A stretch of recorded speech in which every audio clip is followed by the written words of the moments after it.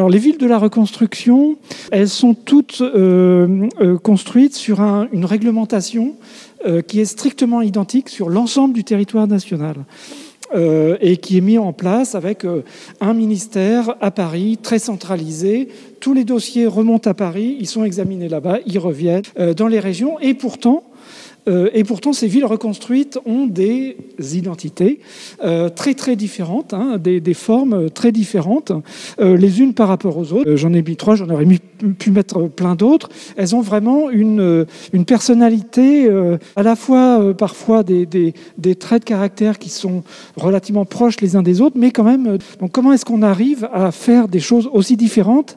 Donc ici, vous avez reconnu peut-être Saint-Malo, reconstruite en granit, Royan, donc très moderniste, avec de l'architecture blanche là, et Le Havre tout à fait à gauche.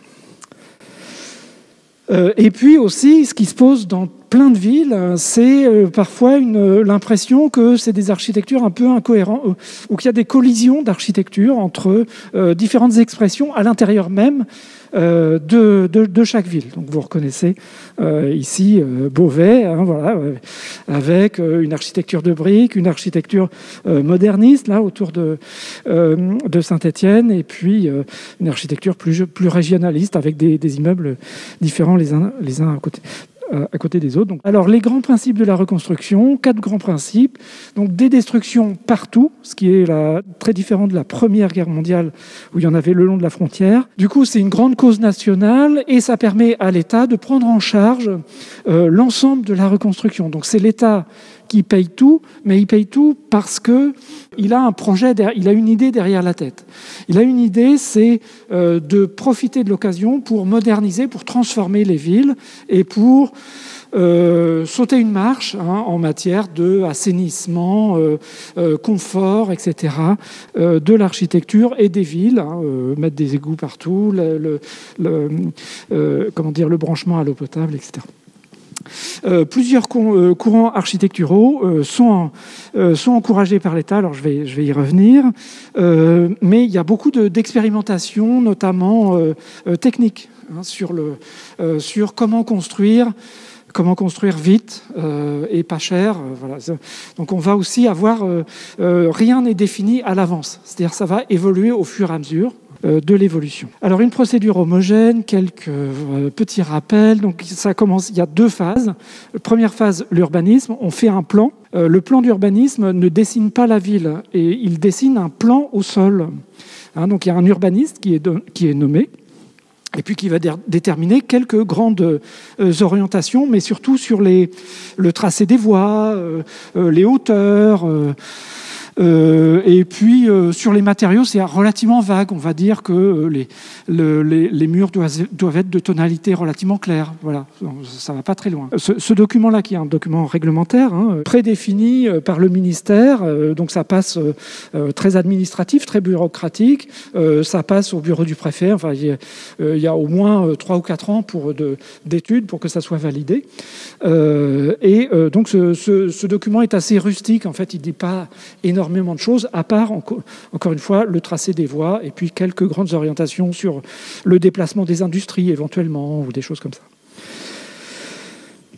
On évalue les dommages de guerre. Alors, quand j'ai dit que l'État paye tout, c'est un espèce de paradoxe, c'est-à-dire que la reconstruction vise à transformer la France, mais à partir de ce qui existe. C'est-à-dire qu'on va quand même évaluer, donc on va essayer de mettre dans une forme très homogène, parce que c'est ce qu'on aime bien, vous savez, comme sur la place, sur les 2 places, Jeanne Hachette et puis l'autre, la place du marché.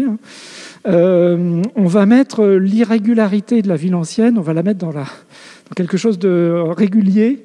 Et donc, on va d'abord évaluer les dommages de guerre, évaluer ce qui a été détruit.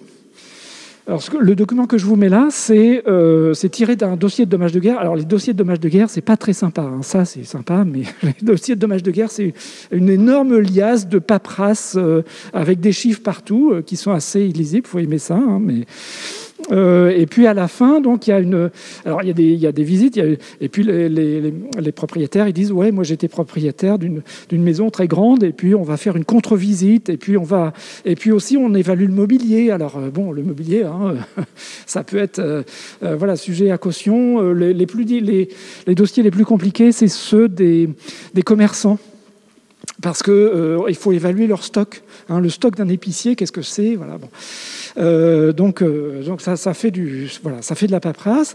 Et à la fin, bon, on finit quand même par se mettre d'accord sur une somme qui va représenter la valeur de ce qui a été détruit et qui sera remboursé aux propriétaires. Alors ça, c'est pour les historiens amateurs ou confirmés. Hein, c'est des documents intéressants. Enfin, c'est intéressant de souligner que la ville détruite, vous voyez le dessin en bas, la ville détruite, elle est entièrement redessinée.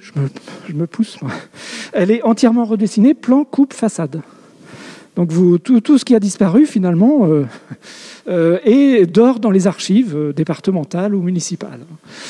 Et on peut reconstituer la ville ancienne. Donc on évalue les dommages de guerre, une somme, alors qui n'est pas restituée, que j'ai dit, qui n'est pas donnée aux propriétaires sinistrés. La somme, elle va transiter par un organisme qui s'appelle la coopérative de reconstruction. Donc on oblige les sinistrés à se regrouper dans un organisme, la coopérative, et c'est la coopérative qui va recevoir l'argent et qui va construire, qui va choisir l'architecte, qui va construire et qui va donner ensuite l'appartement et qui va faire toute la paperasse aussi financière, de restitution et notariale aussi du bien qui a été détruit. Donc les coopératives, c'est des grosses structures, hein, très grosses. Hein. Une ville très détruite comme Caen, par exemple, il y a 5 coopératives, 9000 logements détruits. Hein, donc, on remembre. Alors, on appelle le remembrement. Alors ici, un exemple au Havre, hein, où vous voyez, donc en haut, c'est la place de l'hôtel de ville. L'hôtel de ville est là, hein, à peu près. Enfin, il y a les jardins, puis voilà. Donc la place de l'hôtel de ville avant-guerre, donc on voit bien des parcelles toutes petites. Et puis après-guerre, bon, c'est un peu un cas extrême, le Havre, hein, mais après-guerre, on a même des parcelles qui font tout l'îlot. Bon, ici, il y en a deux, et puis là, on a conservé un petit bout de parcellaire ancien, les 2 parcelles qui sont là. Voilà, c'est celles qui sont là. Donc ça aussi, c'est un gros boulot. En dessin, c'est relativement facile, hein, mais après, parce qu'en fait, les parcelles, elles sont dessinées pour pouvoir mettre dessus les dommages de guerre des propriétaires qui sont prioritaires pour cet îlot. Enfin, c'est toute une cuisine vraiment extrêmement complexe. Et puis, on arrive là au thème de la soirée. La question de la forme. Nous, ce qu'on voit, parce que vous voyez tout ce dont je viens de vous parler, c'est du calcul, c'est de la finance, c'est des dossiers, c'est des plans, donc ce n'est pas des choses qu'on voit quand on est dans la rue. Ce qu'on voit, donc l'architecture, elle est déterminée par l'architecte en chef. Donc il y a, alors c'est pyramidal, hein, l'organisation des architectes. On va nommer un chef de l'architecture qui va déterminer les formes architecturales. Donc lui, il arrive en 3e position, si vous voulez, après l'urbaniste. Après tout le travail d'évaluation, dommages de guerre, remembrement, qui est fait par gros travail de terrain, mais très fastidieux, fait par les coopératives. Et puis l'architecte, lui, il va parler de la forme. Il va parler de Perret au Havre. Alors, il me semble que Perret, c'est lui, hein, mais bon, peu importe. Et il va imposer donc un certain nombre de règles architecturales, les toits terrasses, l'utilisation du béton armé en façade structurelle, visible. Robert Camelot, il est là. Voilà, avec les grosses lunettes là. Il est à Lisieux. Alors je ne sais pas si vous connaissez Lisieux. Je ne l'ai pas dit en introduction, mais je suis très normand. Hein, je m'en excuse. Donc j'ai essayé de faire un effort pour ouvrir.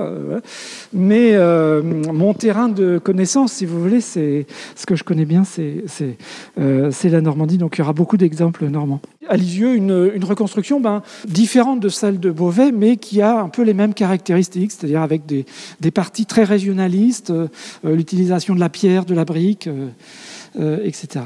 Moi, j'ai jamais trouvé de papier, et pourtant de la paperasse, il y en a, de l'architecte en chef justifiant le choix des matériaux, le choix d'une trame, le choix d'imposer des toitures en ardoise, tout ça. Donc je pense que ça se fait par oral.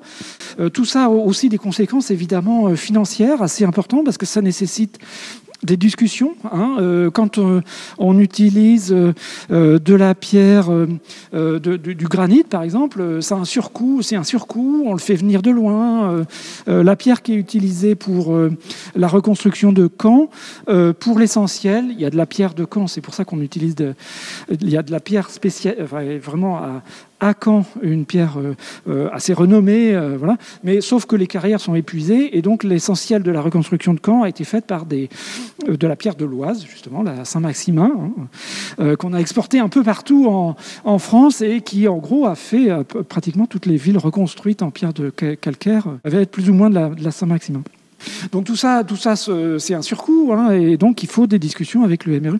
Et moi, j'ai jamais trouvé le joint là-dessus, mais peut-être ça viendra. Alors les architectes, un petit détour, on revient en arrière, si vous voulez bien, pour comprendre les courants de l'avant-guerre. Donc il y en a trois. Il y a trois grands courants, et à l'intérieur de chaque courant, il y a des sous-courants, des sous-sous-courants qui se détestent les uns les autres, etc. Enfin, voilà, qui sont pas forcément très compatibles. Et au contraire, plus on est proche et plus on se déteste. Enfin bon, c'est les trucs d'artistes, tout ça. Donc il y a les classicismes qui est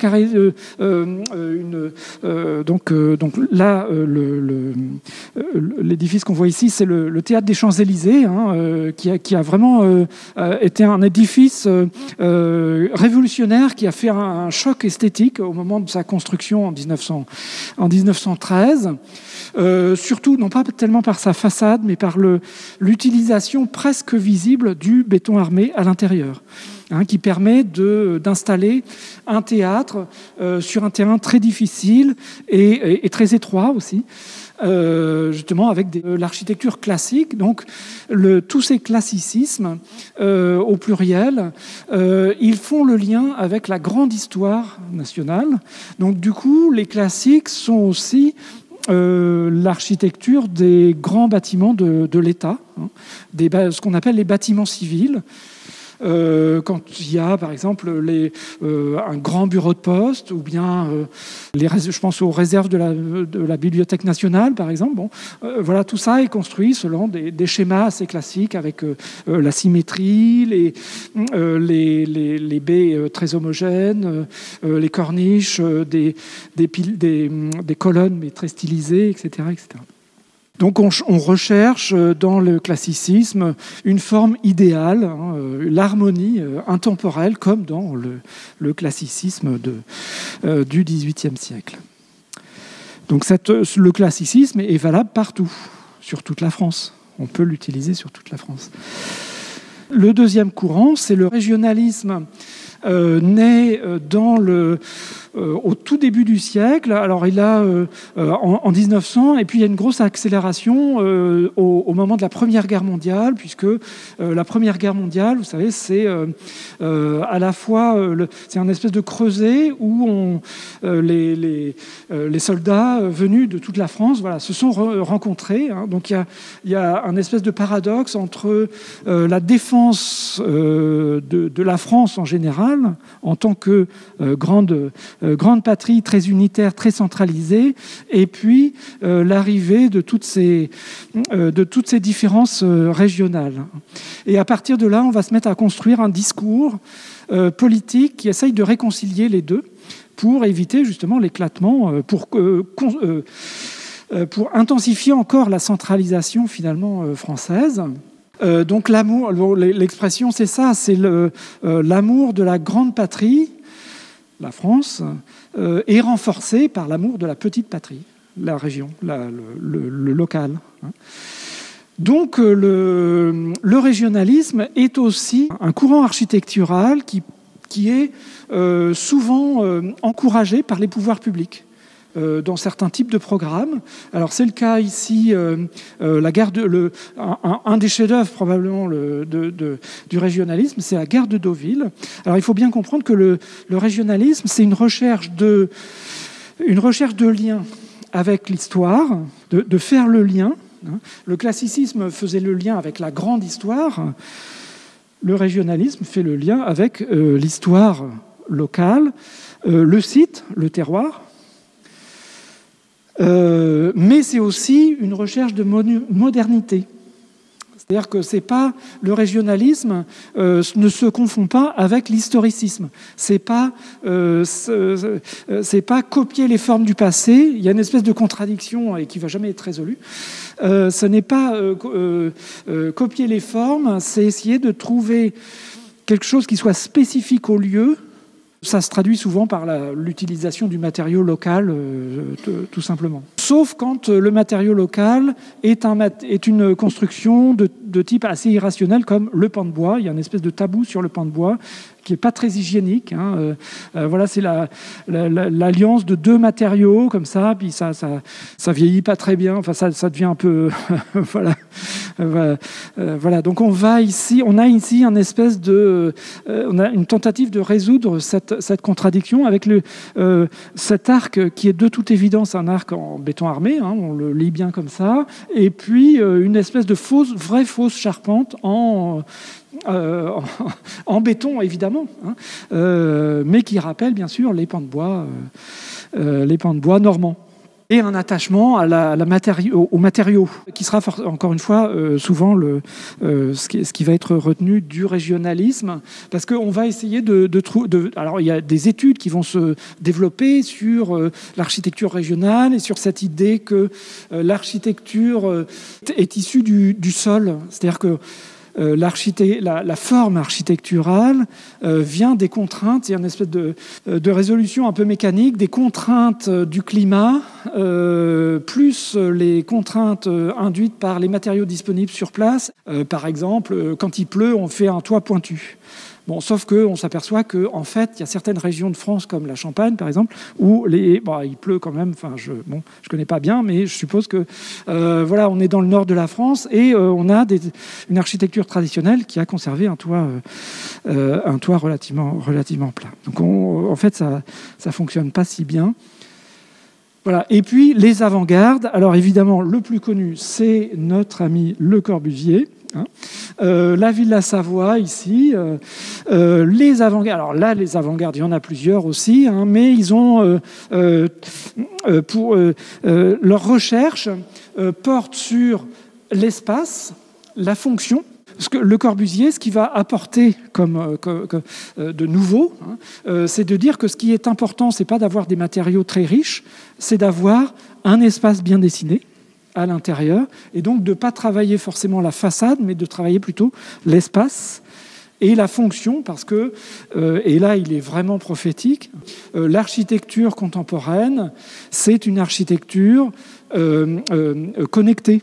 C'est-à-dire que maintenant, ce qui fait l'architecture, c'est plus les murs, c'est le chauffage, le confort, l'eau courante, la salle de bain, etc. Il préconise, ces avant-gardes, la rupture avec le passé. Donc on a deux courants en lien qui font le lien avec le passé et donc qui sont soutenus par les pouvoirs publics. Et le troisième, qui préconise la rupture, la révolution. Les trois n'ont pas le même statut. Voilà, donc trois grandes... voilà, c'était encore une fois, pour aller vite, il y a encore après des sous-groupes. Donc ça explique que quand la reconstruction commence, en fait... les avant-gardes, elles seront plutôt... on ne va pas leur donner des grands chantiers. Les deux seuls chantiers d'urbanisme qui sont confiés à des architectes reconnus comme des architectes d'avant-garde, c'est Le Corbusier. Il est appelé par un industriel local qui s'appelle Duval pour faire le plan de reconstruction de Saint-Dié. Et puis donc le ministère finit par entériner ce choix. C'est une procédure assez compliquée et ça va être un échec absolument total parce que Le Corbusier il présente son plan à New York avant de le présenter à Saint-Dié. Donc, les Déodaciens, c'est le nom des habitants de cette petite ville des Vosges. Et évidemment, ils ne veulent pas de ça. Alors, c'est un projet voilà, très fonctionnaliste avec la réunion donc des cités radieuses. Hein, vous connaissez celle de Marseille. Donc, ça, c'est des immeubles d'habitation. Un grand parc. Ici, un musée, le musée à croissance continue, hein, un bâtiment administratif, là les ruines de l'église ancienne, de la cathédrale, et puis ça, le bâtiment bas en rez-de-chaussée, c'est les commerces. Hein, donc on sépare les différentes fonctions de l'habitat. Le Corbusier est éjecté à Saint-Dié. Mais non seulement il est pas retenu pour faire le plan de Saint-Dié, mais en plus, de toute façon, dès l'origine, si vous voulez, faut pas surévaluer l'arrivée de Corbu à Saint-Dié, parce que Saint-Dié, c'est quand même pas une ville grandiose. Ce qu'il rêvait, c'était des grandes villes, quoi. Bon, Caen, c'est un peu petit, mais voilà, Tours, Orléans, Amiens, voilà, ça, c'est des vraies villes. Saint-Dié, dans les Vosges, je ne sais pas si vous savez le placer sur la carte. Hein, bon, voilà, qui connaît Saint-Dié dans les Vosges, voilà. Bon. Donc, le deuxième, c'est Sotteville-lès-Rouen. Alors, comme son nom l'indique, Sotteville-lès-Rouen est dans la banlieue de Rouen. Mais c'est pareil, c'est une ville de banlieue. Donc vous voyez, ces architectes avec des pensées révolutionnaires, là, bon, on ne les empêche pas de travailler. Hein, ils arrivent à avoir une petite place au soleil, mais on les envoie dans des villes de seconde catégorie. En fait, c'est en ce sens-là que je dis c'est vraiment l'échec des avant-gardes. Alors donc, voilà, zone verte. Où il réunit lui aussi donc il y a tout un travail sur l'habitat ici collectif, donc il y a voilà des grandes barres. Donc on voit bien en fait la zone détruite elle ressemblait à ça. C'est une ville de cheminots, hein, ça a été bombardé parce qu'il y avait la gare juste à côté. Et donc, les gens qui ont perdu leur maison, on va leur proposer un appartement là-dedans. Et puis, dans cette zone ici, il y a le centre administratif. Le courant qui triomphe, hein, c'est le régionalisme. C'est le régionalisme. Alors, il y a un peu de tout. Hein. Donc là, on voit donc le régionalisme pastiche, qui en fait n'est pas finalement n'est pas du régionalisme au sens, enfin ne répond pas au principe de ce courant de cette recherche qui a été théorisée dans les années 30. Il faut copier l'essence. Un truc qui flotte dans l'air. Voilà, donc ça, c'est un peu... Vous voyez, cette espèce de pignon flamand, c'est un peu condamnable quand même dans l'esprit de la régionalisme. Moi, je ne condamne pas, hein, je trouve ça marrant comme tout. Mais vous voyez, cette espèce de pilastre ici. Alors là, les faux pans de bois. Alors j'ai écrit un ouvrage sur la reconstruction dans le Calvados, dans le département du Calvados, où j'écrivais, au moment où je faisais l'étude, où j'écrivais que les maisons à pans de bois de la reconstruction, il n'y en avait que 4 pour toute la Normandie. Et puis, un jour, j'ai trouvé ce petit village de l'Eure, vraiment complètement perdu. Et j'en ai trouvé un alignement, il y en a 10 de plus. Voilà, donc ça multiplie par 2, mais enfin, ça va jusqu'à 15, mais vous voyez, c'est pas non plus... Hein, donc c'est relativement pas, enfin, encore une fois, condamnable par rapport au... Donc ça, c'est... j'ai dû me pincer à 2 fois pour vraiment bien regarder. Hein, oui, c'est de la reconstruction. Hein, tout le reste est reconstruit, hein, ça se voit bien. En Alsace, ils ont été assez forts sur le pastiche. Et puis, donc, on a aussi des formes très, très classiques, mais qui sont là aussi du pastiche, un petit peu d'ailleurs comme ce que vous avez à Beauvais, mais là plus quand même, on est un peu obligé de regarder à 2 fois pour être sûr que c'est bien de la reconstruction. Par contre, le régionalisme, voilà, c'est ce qui répond vraiment à la théorie, hein, c'est ça. C'est-à-dire qu'on va faire un travail sur les matériaux. Ici, on remet en cause complètement les formes de l'appartement bourgeois, puisque ici, on est sur une avenue et on devine bien que les petites ouvertures, c'est pas les salons, c'est pas les séjours qui sont de ce côté-là. Hein. On va mettre du côté de l'avenue l'escalier et puis les toilettes, salle de bain, cuisine. Et de l'autre côté, on devine un petit peu, il y a un jardin. Hein, donc il y a tout un travail sur l'habitat, mais qui ne reprend pas les formes de l'habitat ancien. Le toit pointu peut peut-être faire référence à des formes un peu anciennes, mais ce qui fait régionaliser. Et à Lisieux, c'était un peu comme à Beauvais, hein, c'était une ville très très réputée pour la qualité de ses pans de bois. Il n'y a pas un seul pan de bois, vrai ou faux, dans la reconstruction de Lisieux. Hein. Donc on passe vraiment à quelque chose d'autre. Alors après, il y a un discours un peu tiré par les cheveux disant que on utilise la pierre et la brique parce que c'était des matériaux traditionnels à Lisieux, ce qui est vrai. Mais c'était des matériaux traditionnels en soubassement et en rez-de-chaussée, et l'essentiel était en pan de bois. Hein. Quand on a des villes dont l'identité ancienne était assez forte, on peut donc dire, comme à Lisieux, voilà, on utilise le matériau local. Et puis, on a parfois des villes qui ressemblaient à rien ou dont on veut absolument pas reprendre les codes anciens. Hein. C'est le cas de Yvetot. Donc c'était de l'architecture de briques. Alors c'est très typique c'est assez proche de ce qu'il y a dans le pays de Bray, hein, ce que j'ai vu en arrivant là.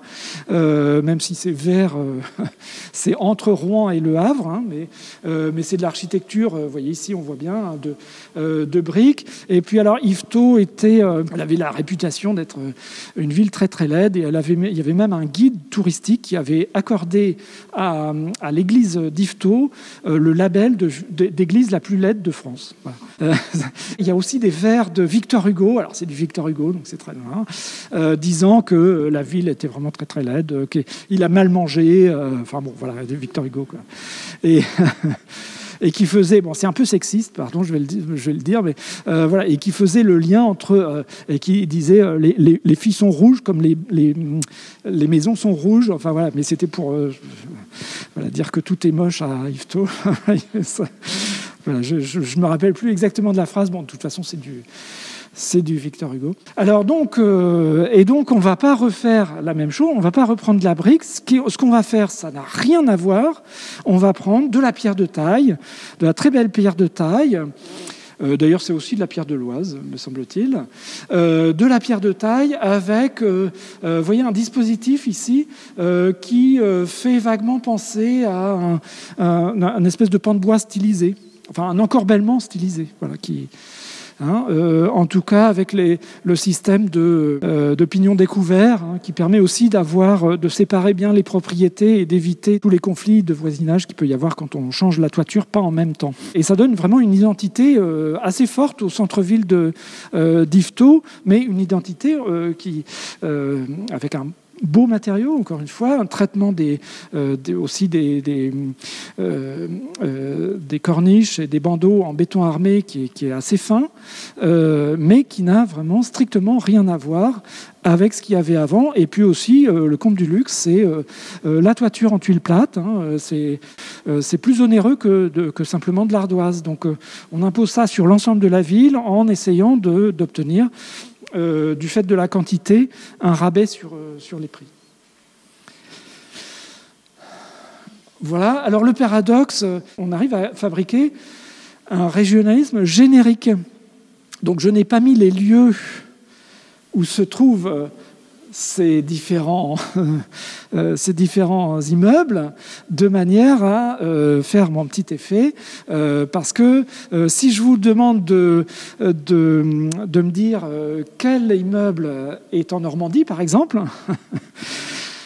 hein, ou quelles sont les régions qui sont représentées ici. Bon, il y a de la Normandie, puisque je suis normand. Voilà. Mais voilà, si on ne connaît pas le lieu précisément, en fait, ça paraît régional dans toutes les régions. C'est-à-dire que, et du coup, c'est interchangeable, ce qui est l'inverse du régionalisme. Le régionalisme, normalement, c'est là et pas ailleurs. Voilà. Et ailleurs, ça paraîtra comme une verrue. Or, c'est pas le cas. Alors, je vais vous dire la solution. Certains ont trouvé, ding ding, on va faire le jeu des 1000 francs, des 1000 euros. Donc là, c'est Abbeville. Ça, c'est Flers, c'est en Normandie. Ça, si quelqu'un connaît, c'est Vendôme, c'est dans le Val-de-Loire. Ah ouais. Et ça, c'est Louviers. Et aujourd'hui, avec le recul, alors encore une fois, il faut séparer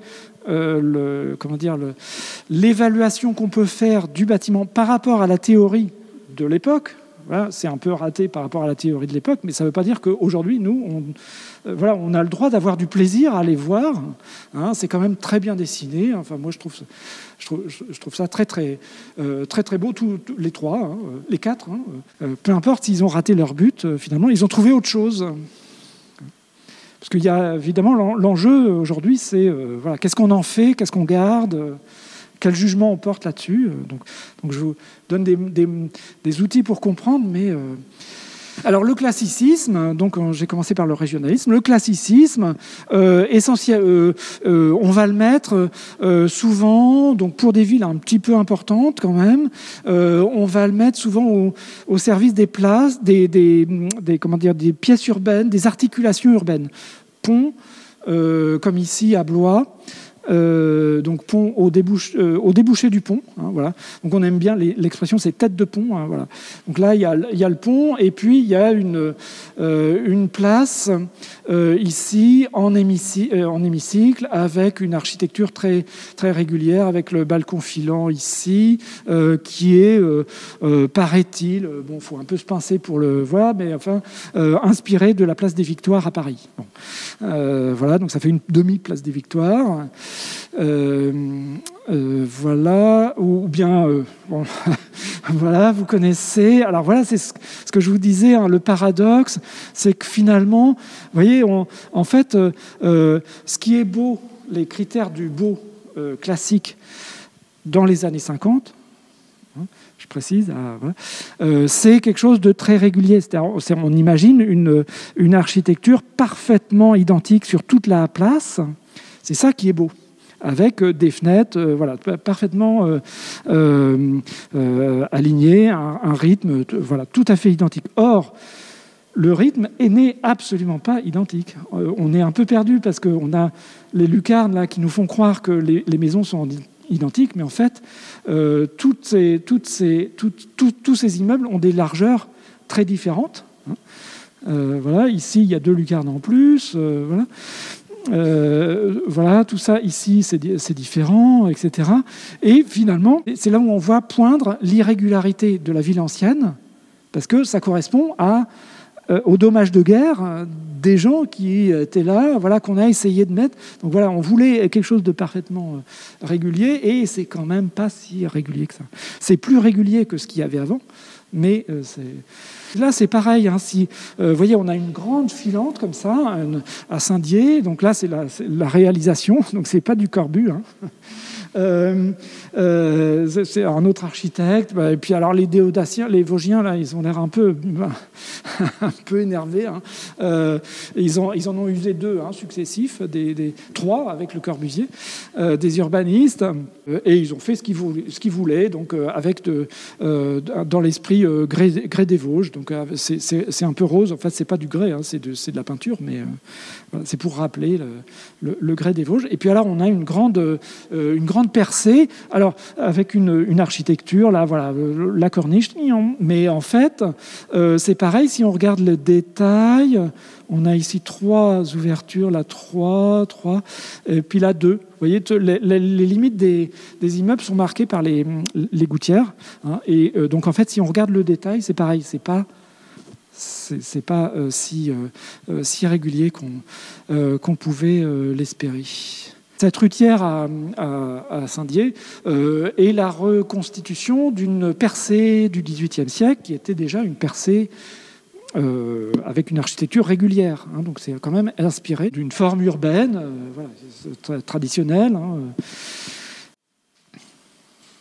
Voilà, la perspective aussi. Donc, la perspective, ça, c'est fait plutôt du 19e siècle, mais voilà, une petite ville, Châteauneuf-sur-Loire, c'est quand même pas très grand. On va mettre voilà, 2 écoles, l'une en face de l'autre, voilà, symétrique, avec un monument.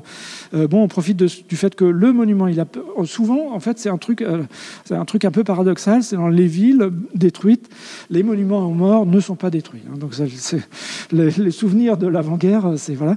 Et donc, on va axer. Et en fait, là, quand je prends la photo, il y a derrière moi un panorama sur la Loire, parce que c'est l'emplacement de l'ancien château qui donnait le nom de la ville de Châteauneuf-sur-Loire. Voilà, donc on est vraiment dans l'axe. Voilà, on reprend ces histoires d'axe avec un élément au centre de la perspective. Ou bien l'architecture classique est souvent utilisée pour valoriser un édifice ancien. Ici, Compiègne. À Compiègne, donc il y a une place devant. Alors le paradoxe, c'est que l'hôtel de ville de Compiègne. Alors, je ne sais pas si vous connaissez, oui, c'est quand même pas loin. L'hôtel de ville de Compiègne, c'est un hôtel de ville gothique, mais en face, on va dessiner une place classique, avec, sur une forme régulière, qui n'était pas du tout celle d'avant-guerre, parce que pour valoriser l'architecture, y compris de l'architecture gothique, ce qu'il y a de mieux, c'est l'architecture classique. Il y a aussi une architecture classique moderniste. Les Haïdés-Docks, c'est sur les quais. On pourrait le rattacher aux avant-gardes. On aurait peut-être tendance à le rattacher aux avant-gardes. Moi, je le rattache plutôt au classicisme, dans la mesure où il y a cette volonté de monumentalité au-delà des formes. Alors évidemment, les formes sont assez innovantes, mais cette volonté d'innover avec des fenêtres, vous voyez ici, qui ne laissent pas voir la fonction des pièces qui sont derrière. C'est en ça que, à mon avis, ça ne relève pas de la modernité. Au contraire de l'immeuble qu'on a vu de Sotteville, où il y a des balcons, il y a des séchoirs qui, au contraire, montrent bien ce qu'on apporte comme fonctionnalité, comme équipement à des logements. Alors que ici, le balcon qui est ici, en fait, il est là pour une raison plastique. Pour marquer l'angle, et il correspond de manière assez paradoxale, il correspond à des chambres. On ne distingue pas, par exemple, les escaliers. Il y a des escaliers qui sont éclairés de ce côté-là. On ne voit pas où ils sont. Parce qu'il y a une pensée de la forme avant la fonction. Et c'est en ça que je pense que c'est plus classique que d'avant-garde. Et puis, il y a le classicisme d'Auguste Perret. Donc ça, c'est un courant à part entière. Perret est un courant à lui tout seul, avec une pensée sur le béton armé comme un matériau noble au service de l'architecture, et qui renvoie à toute l'idée. Alors on retrouve des éléments de structure qui font référence au système de colonnade de l'architecture classique, les corniches, etc. Et puis aussi, là aussi, un système de proportion qui recherche l'harmonie universelle. Des détails, et puis aussi une version modernisée de la colonne et du chapiteau. Les traces historiques sont aussi mises à profit pour redonner une identité, pour redessiner la ville dans quelque chose de qualitatif et pas seulement de fonctionnaliste. Évidemment, les monuments anciens sont mis en valeur. C'est vraiment. Alors, le paradoxe aussi, et d'ailleurs, je crois qu'il y a un cas ici à Beauvais avec l'église qui est à côté de la cathédrale, dont il ne reste plus qu'un bout et dont on s'est un peu demandé si même ce bout-là, est-ce qu'on allait le conserver. Il y avait un bâtiment du 16e qui n'était pas loin aussi, qui lui a sauté. On ne va pas tout conserver, ça c'est sûr. On va s'appuyer sur quelques points forts. Donc évidemment, à Beauvais, il n'y a pas de... Il n'y a pas à se poser les questions, quel est le point fort. Voilà, c'est la cathédrale. Et donc, on va... vous voyez, la photo, si je prends la photo, c'est pas un hasard si je peux voir depuis cette rue le portail, qui est le chef-d'œuvre de... c'est pas un hasard, la rue est dessinée pour ça. Et elle est dessinée pour ça. Elle est dessinée ici avec un retrait d'alignement pour avoir de l'aération, etc. Et puis, on referme pour donner un espace qui va cadrer la vue sur la cathédrale. Donc il y a vraiment une pensée sur l'environnement des monuments, mais encore une fois, nous, on aurait gardé beaucoup plus de choses, ça c'est sûr. Voilà, pareil pour le pont, hein, il était aussi dessiné de manière à, alors c'est le paradoxe, de manière à arriver, la modernité c'est la voiture, hein, donc quand on arrive en voiture, on a le panorama urbain de Beauvais, voilà, qui est mis en valeur. Le pont est dessiné pour qu'on puisse prendre cette photo, c'est ça que je voulais dire. Hein. On conserve donc les traces. Alors j'en ai parlé. Donc ça, l'église là, c'est un peu. Et par contre, le rempart gallo-romain, voilà, des choses qu'on trouve quand c'est très très ancien. Il y a relativement peu de fouilles très approfondies. Là aussi, on aurait creusé, fait des fouilles préventives pendant des années et des années. À la reconstruction, ils ont été assez vite avec les bulldozers. Fallait vraiment qu'il y ait un gros bout de maçonnerie pour qu'on le garde. Mais c'est quand même un peu les débuts de l'archéologie urbaine, autre que monumentale. Voilà, une attention aux monuments. Vous voyez, ça, c'est le bâtiment. Vous imaginez si on avait prolongé ça contre la tour, la tour elle devenait toute petite, malingre, etc.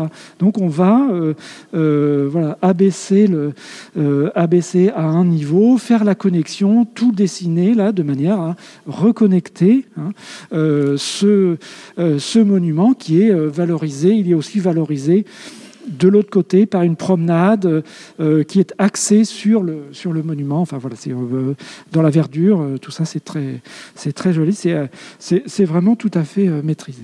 Alors le retour de l'avant-garde, parce que là pour l'instant on est donc je vous ai dit, l'avant-garde, elle est un peu noyée, elle est un peu dans les choux. Et puis, alors c'est fin 48, il y a un nouveau ministre qui arrive à la tête du ministère de la Reconstruction et de l'Urbanisme, c'est Eugène Claudius Petit.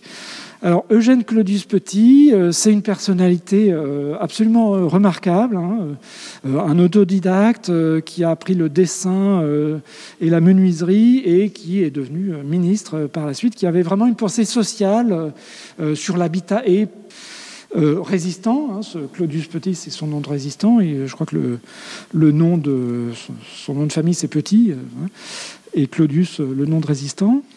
Qui a obtenu le Compagnon de la Libération, vous savez, cette distinction qui est très qui a été donnée avec parcimonie, donc c'est dire que c'est vraiment quelqu'un de très remarquable, et donc il devient ministre de la Reconstruction. Alors le temps de prendre les leviers en main, puis la reconstruction, l'architecture, c'est comme une grosse locomotive. Quand on fait des projets, c'est assez long, et donc on ne peut pas tout changer d'un seul coup. On ne peut pas mettre tous les projets à la poubelle. Quand il y a 4 ans d'études, on ne peut pas dire non. Donc le temps de changer, il va imposer le retour des avant-gardes. Pour des questions de coût, pour des questions de rapidité, parce que c'est très lent, c'est cher et lent, toutes ces constructions régionalistes, le travail sur le matériau, et puis aussi donc une pensée sur l'innovation, un retour à ce que préconise l'avant-garde, c'est-à-dire l'innovation en matière d'habitat, de fonction, d'espace. Et c'est lui qui fait, qui permet l'achèvement de l'unité de l'habitation de Marseille. Donc l'unité d'habitation de Marseille, elle est commencée en 45, projet de 45, et puis elle est complètement encalaminée parce qu'il n'y a pas d'argent, il n'est pas soutenu par les par les pouvoirs publics. En principe, ça devait être de la reconstruction. Donc là aussi, ça fait l'unité d'habitation de Marseille. Elle était partie pour être aussi un troisième symbole de l'échec des avant-gardes. Et à partir de l'arrivée de Claudius Petit, on va trouver des astuces financières pour pouvoir terminer l'ensemble, qui ne sera pas de la reconstruction, c'est-à-dire que ce n'est pas financé par des dommages de guerre, mais c'est acheté par des propriétaires privés. Donc un projet très innovant qui évidemment fait la une de la presse spécialisée, qui n'est d'ailleurs pas très développée à ce moment-là. Mais enfin, il y a vraiment un choc dans l'idée d'un habitat totalement innovant dans son fonctionnement. Alors ce que je vous montre ici, c'est la terrasse, la fameuse terrasse, où on a l'école. Ça, c'est la cheminée, alors très, très sculpturale. Voilà. Puis un travail sur la matière. Alors oui, c'est ça. Ce qui est paradoxal, c'est que l'unité d'habitation, c'est aussi le marqueur d'un tournant très très fort de l'œuvre de Le Corbusier. Vous vous souvenez de la Villa Savoie, donc les villas assez abstraites qui sont en lévitation sur des toutes petites piles de rien du tout. Au contraire, là, on va avoir des avant-gardes, des modernes qui vont s'intéresser à la pesanteur de la matière, avec des énormes piliers.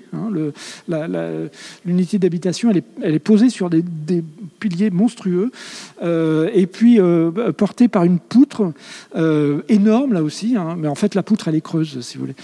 C'est un petit peu comme la chapelle de Ronchamp, c'est pareil, il y a une énorme toiture qui a été, paraît-il, inspirée par une carapace de crabe, et qui est creuse aussi. Donc une attention nouvelle à une matière, mais une matière qui n'est pas la matière noble de Le Corbusier, qui est une matière très, très rugueuse, très, très, presque organique, enfin qui vient de brute, non travaillée, quoi.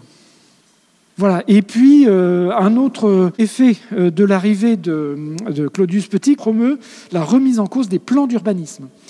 Et il y a une seule ville où ça va vraiment marcher, c'est la ville d'Abbeville. Pourquoi est-ce que ça ne marche pas ailleurs? C'est parce que remettre en cause le plan d'urbanisme, ça veut dire refaire tout un cycle d'études.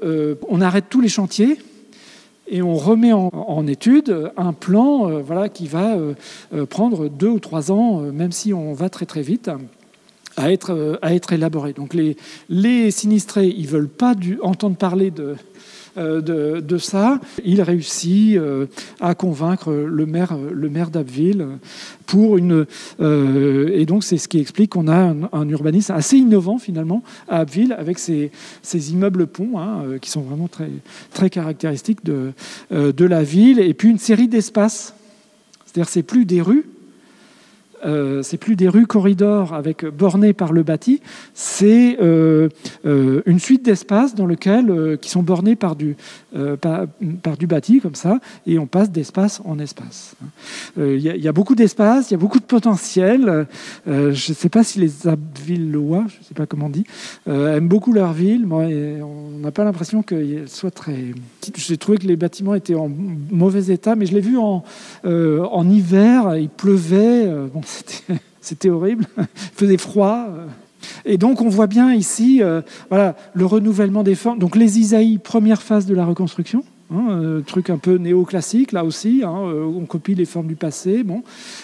Et puis ces grandes horizontales, très caractéristiques dans les formes de l'avant-garde, de la modernité. Alors une ville où c'est très spectaculaire, ce changement, ce basculement, c'est Caudebec-en-Caux.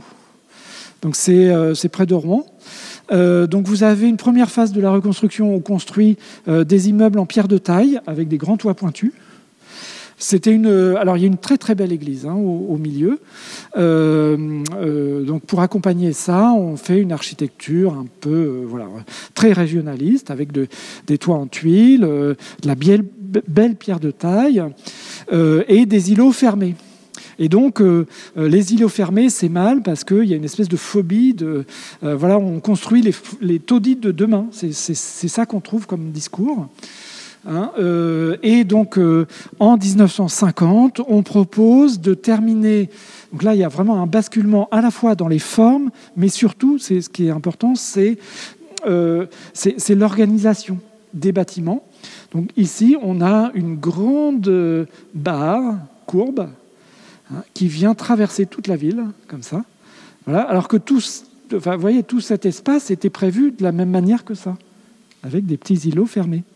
Il y a eu une confrontation, voilà, entre l'architecture, mais vous voyez, l'architecture n'est pas vue d'en haut, c'est spectaculaire. En bas, ça l'est un peu moins, mais bon, quand même, entre donc cette architecture régionaliste ici, et puis l'architecture plus moderne, mais avec quand même une volonté de faire le lien, d'éviter que ça soit une collision trop brutale ou trop désagréable avec des éléments donc, qui font le lien, comme le toit en tuile. Même si ce n'est pas la même pente, c'est quand même de la tuile. Et comme c'est courbe, il faut couper les tuiles une par une, ou je sais pas, j'exagère un peu, mais comme c'est courbe, c'est un peu compliqué aussi, en fait, de mettre de la tuile là-dessus. Voilà. Et puis, et avec une percée, voilà. Et par contre, on maintient la percée qui permet de voir la tour de l'église.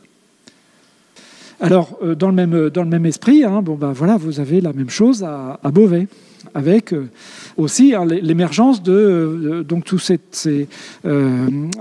ces ensembles construits par la Bourdette avec de la pierre de taille. Mais donc là, on n'est plus en train de faire des rues et des îlots, mais on fait plutôt des espaces. Donc on va avoir des espaces qui ferment le vide, là, autour de l'église, voilà, avec des espaces de déambulation qui sont ici. Alors bon, le commerce n'a pas trop, apparemment, c'est pas trop accroché, je crois. J'ai des photos un peu terribles, là, où on voit toutes ces vitrines. Mais bon, un travail sur l'espace, et bien un travail sur les percées aussi, puisqu'il y a plusieurs ouvertures. Aussi sur la déambulation, puisque, enfin voilà, vous connaissez tout ça, on peut traverser à pied, donc il y a des espaces de calme autour de l'église. Donc c'est aussi un travail de valorisation du patrimoine tel qu'on le concevait dans les années 50. Là aussi, c'est peut-être pas ce qu'on aurait fait aujourd'hui, mais faire un jardin, c'est une manière de valoriser le patrimoine, et on ne cherche pas à refaire quelque chose qui rappellerait l'environnement médiéval, par exemple, de cette église. C'est bien clair que l'espace ici, enfin le vide, est aussi une forme de modernité, quoi. Voilà. Et puis, moi je le trouve très beau. Oui, c'est ça qui est un peu terrible, ces trucs-là. Voilà. Parce que, évidemment, si on imagine que c'est un quartier un peu plus vivant, ça aurait été un petit peu... voilà, ça aurait un peu mieux marché, un peu moins de voitures aussi. Bon. Enfin bon, on peut toujours rêver. Voilà, alors on cherche des recherches sur les formes de l'îlot. Donc des recherches, ça passe dans tous les sens. Et là, c'est là où les innovations s'enchaînent. Donc l'îlot traditionnel, c'est ça, avec les petites parcelles. Et puis on va aller vers des choses qui sont de plus en plus grandes, des immeubles avec des parcelles de plus en plus grandes, donc pour éviter les espaces fermés. Et de préférence, avoir, pour des questions d'hygiène, des immeubles isolés sur 4 faces. Alors, une des difficultés, c'est qu'en ville, c'est comment articuler le commerce et l'habitat. Donc, comment articuler le commerce avec la continuité commerciale, qui est en fait celle des rues, et la discontinuité qu'on espère, qu'on promeut pour le logement. Le logement doit être aéré et ensoleillé sur les 4, enfin au moins sur 3 côtés. Donc un système fréquent, c'est le système de la galette. Donc on a une galette ici, hop, avec un rez-de-chaussée commercial. Donc en fait, si on dessine le plan de la ville au niveau du sol, on a un sol qui est très occupé par le commerce, et puis au-dessus, on a plein de vide. Donc là, on invente une nouvelle forme urbaine, en quelque sorte. Enfin, qui existait déjà dans certains cas, mais qui là, ici, par exemple, c'est vraiment très systématique sur l'ensemble du quartier. Enfin, là, je montre que 2 immeubles, mais il y a tout un quartier qui est entièrement construit de cette manière-là, ou bien des innovations commerciales. Alors, bon, ça, c'est pas forcément le plus innovant de tout, mais voilà, comment trouver du linéaire commercial. Ça, c'est vraiment très compliqué. Pareil ici, le commerce à l'intérieur a pas l'air très vivant. Voilà, c'est même pas accessible, je crois. Je suis passé par le bar pour prendre la photo. Mais on a aussi des choses comme ça où on va essayer de faire en cœur d'îlot des commerces. Il y a des tas de configurations possibles sur le fonctionnement urbain, proprement dit, avec aussi des recherches sur l'insertion d'espaces verts. Alors ça, les espaces verts, c'est un peu tragique c'est un peu le côté tragique de la reconstruction, à quel point ils ont rêvé ils en parlaient tout le temps, la ville noyée dans la verdure, les mamans qui vont se promener au jardin avec leurs poussettes et tout ça, et comment les villes de la reconstruction, en fait, elles sont, comme je l'ai montré avec Lisieux par exemple, le sol est quand même très occupé, les cœurs d'îlots, c'est souvent assez serré avec plein de voitures. Mais de temps en temps, on y arrive. Et c'est important de le souligner. On a ici, par exemple, à Beauvais, un bel îlot ouvert, complètement ouvert, avec un joli jardin. Bon, certes, il y a un parking en plein milieu, mais il y a quand même, on a quand même réussi à caler un peu à glisser un peu de verdure dans toutes ces villes. Oui, alors dans le genre. Alors, celui-là montre bien aussi le glissement, et il annonce de manière très claire le glissement de la reconstruction vers les grands ensembles. C'est-à-dire que les principes qu'on est en train de mettre en place, c'est des immeubles. Vous voyez ici, alors le parcellaire ancien, et puis j'ai dessiné tout le parcellaire. Donc vous voyez que pour le quartier des 4 ans, le parcellaire a disparu. Les parcelles sont l'assiette des immeubles. Il y a des parcelles sous les immeubles, mais ça s'arrête aux immeubles. Tout le reste, c'est de l'espace public. Donc, comme vous ne connaissez pas Caen, il y a une rue là, ici, là, qui passe en dessous. Donc la rue, il y a vraiment une déconnexion entre la rue et le bâti. On a des bars, tchouk, tchouk, et puis une tour. D'ailleurs, je vous montre en élévation ce que ça donne. Alors, il y a des petites crottes anciennes là, qui restent au milieu. Là. Donc, on arrive vraiment presque à du grand ensemble, sauf dans la forme, en tout cas, sauf que c'est encore de la reconstruction, donc c'est du privé. C'est quand même des logements privés, c'est pas du logement social, avec bar, tour. Donc la tour monumentalise l'ensemble. Il y a aussi un aspect esthétique là-dedans. Bar, tour et centre commercial. Sauf que là, on est quand même dans centre-ville, donc les dimensions ne sont pas ceux du grand ensemble. Les grands ensembles, généralement, bénéficient d'espaces verts très importants. Et puis, on a, comme on est en centre-ville, c'est de la reconstruction, et en face du château, vous voyez, le château est là, pour faire plaisir aux monuments historiques, mais enfin, ça les a rendus fous malgré tout. Pour leur faire plaisir, on a fait toutes les parties visibles depuis le château en pierre de taille. Et les propriétaires n'étaient pas contents parce que, en fait, la partie en pierre de taille n'inclut pas l'isolation thermique qui est présente dans les... Là, c'est plus loin, donc c'est des éléments préfabriqués, donc c'est des éléments préfabriqués dans lesquels il y a un vide d'air. Alors qu'ici, il y a un effet paroi froide, parce que c'est pierre massive. Et puis, ce qu'on a souvent, en fait, c'est pas aussi... Alors là, je vous montre des choses un peu... Voilà, j'ai choisi des exemples très démonstratifs, bien sûr. Mais en fait, ce qu'on va trouver, c'est que les architectes, c'est pas des théoriciens. Et ils font de la bonne architecture, costaud. Et puis ils font ce qu'ils voient, ils innovent un peu, mais pas, c'est pas forcément, ils sont pas tous Le Corbusier dans leur tête. Enfin, ils ont pas l'ambition de devenir Et donc, ils n'hésitent pas à prendre des choses des différents courants. C'est ça qui est marrant, c'est que en fait, on a à la fois de la modernité avec des parements gravillonnés ici. Flair, ils sont assez ces parements gravillonnés. On a l'impression que c'est des éléments préfabriqués, mais en fait, c'est pas ça. Sur des moellons, donc sur de la pierre, c'est de l'enduit dans laquelle on a tracé des joints pour faire semblant que c'était du préfabriqué. C'est beau, mais ça coûte cher. Parce que, en fait, pour faire du préfabriqué qui est rentable, en fait, il faut des immenses... vous voyez, il faut construire un grand ensemble de 6000 logements. Bon, là, ça vaut le coup parce qu'on met en route une usine de préfabrication. Mais pour une maison comme ça, voilà, sur le marché, il n'y a pas un système de préfabrication disponible. Voilà. Et puis, ça fait bien d'être un peu moderne quand même. Voilà, un peu moderne, mais pas trop. Hein. Donc, voilà, on a quand même des formes, vous voyez, c'est une hybridation entre des formes modernes et la modernité. C'est ça, par exemple, cette ouverture. Ça, c'est la portée, c'est forcément il y a forcément un linteau en béton armé derrière, forcément. Hein. On ne fait pas ça en pierre. Voilà, ni en briques. Hein.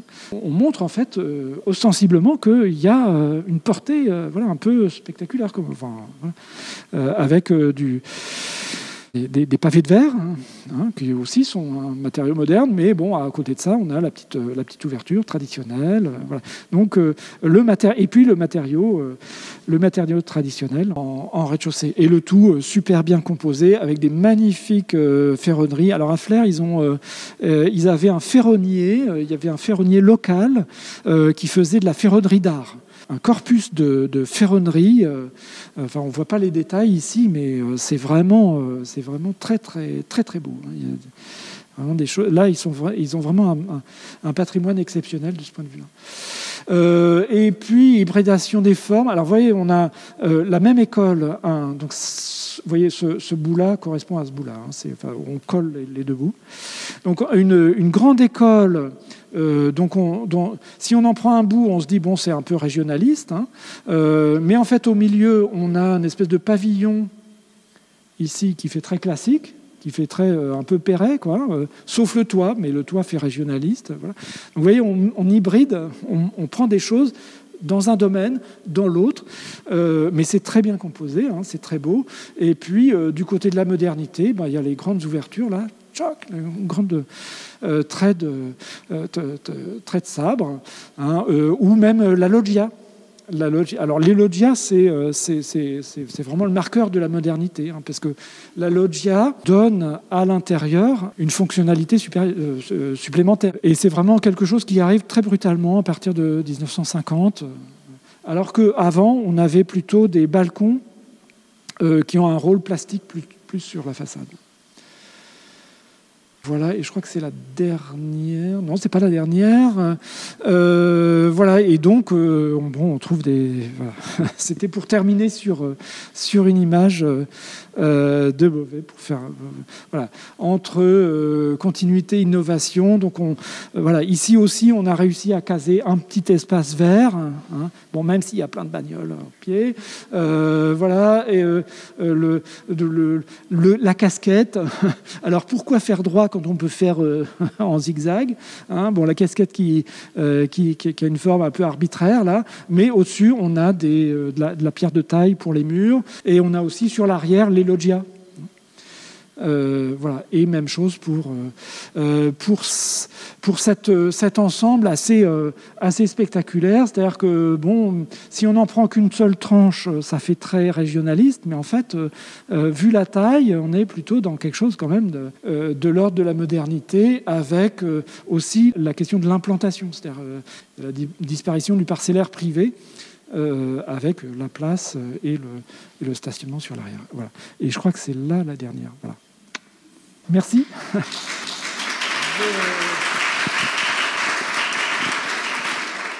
Il y a une date officielle, c'est 64. Les coopératives de reconstruction sont obligées de se dissoudre. Pour l'État, c'était important de dire que la reconstruction est finie un jour. en regardant globalement. Ça commence tardivement, 47-48, pour les premiers chantiers. Donc ça veut dire que les habitants, ils n'habitent pas encore en 47. Alors il y a des chantiers d'urgence qui sont un peu à part. Et à partir du moment où ça commence, là ça va très vite. C'est-à-dire qu'en 55, on peut considérer que c'est à peu près... la ville ne ressemble plus à un champ de ruines. Voilà.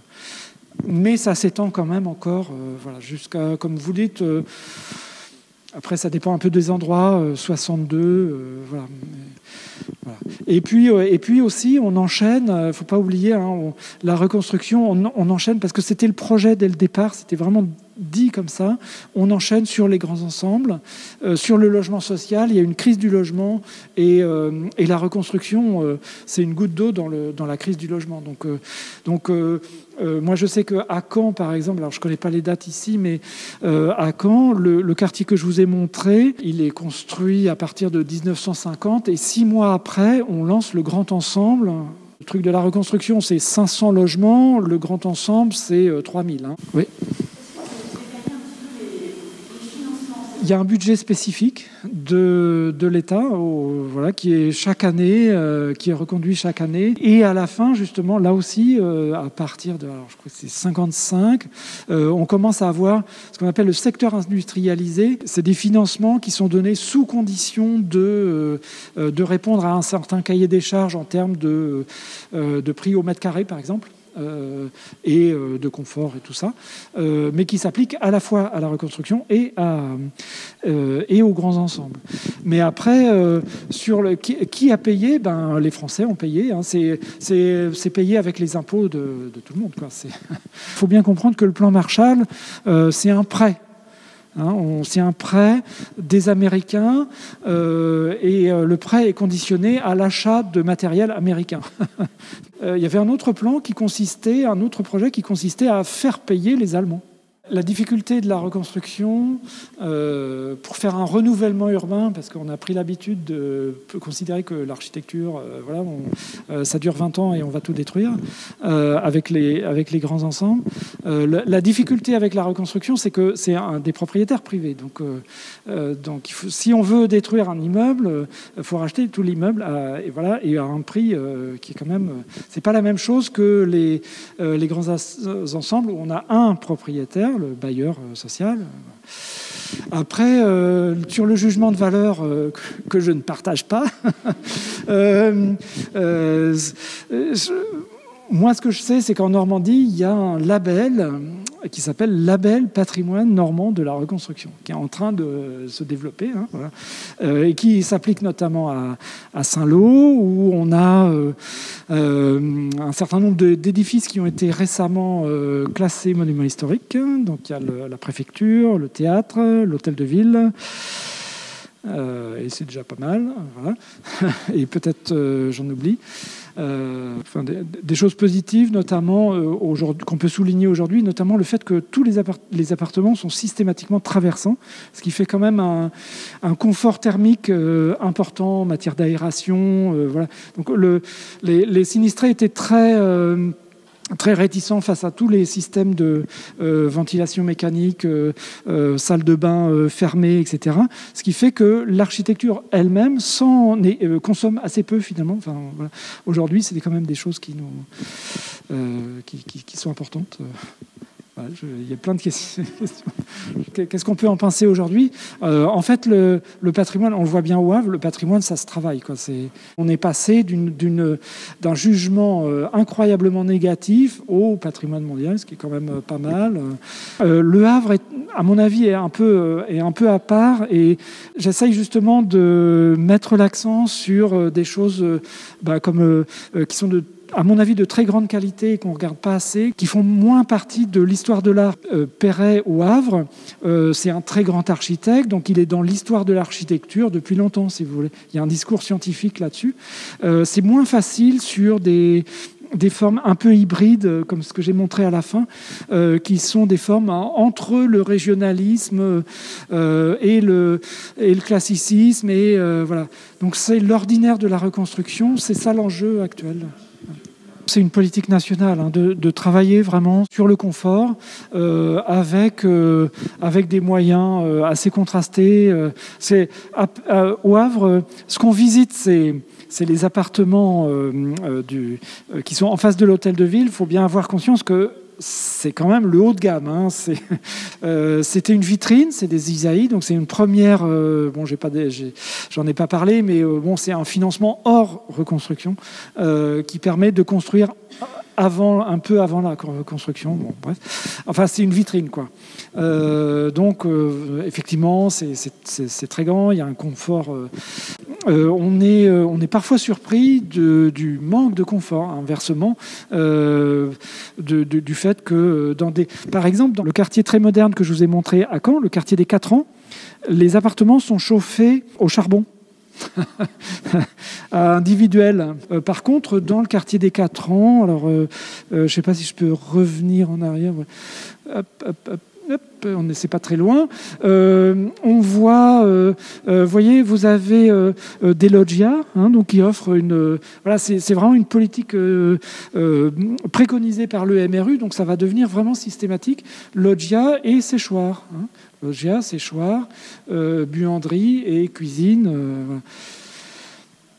Des choses qui sont vraiment devenues très courantes, alors que à côté de ça, on n'a pas d'ascenseur, par exemple. Enfin, il y a des ascenseurs dans la tour, mais pas dans les. C'est vraiment l'idée de l'appartement très bien équipé, tout petit, mais très bien équipé. Un hôtel dans l'immeuble, donc vous n'avez pas besoin d'une chambre d'amis, parce que vos amis dorment à l'hôtel. Enfin, et tout est comme ça, quoi. Enfin, mais effectivement, c'est. Il y a beaucoup d'expérimentations sur le fonctionnement des logements. Ce que je vous ai montré aussi, on va y arriver. Voilà, ça aussi c'est innovant. C'est-à-dire qu'il faut imaginer qu'on a de l'expérimentation. Enfin, il y a vraiment un champ d'expérimentation absolument considérable. Donc ça part un peu dans toutes les directions. Il y a des architectes qui sont doués, il y en a qui ne sont pas. Hein. Le fait de retourner l'appartement vers le cœur végétalisé, c'est aussi une forme d'innovation. Voilà, merci.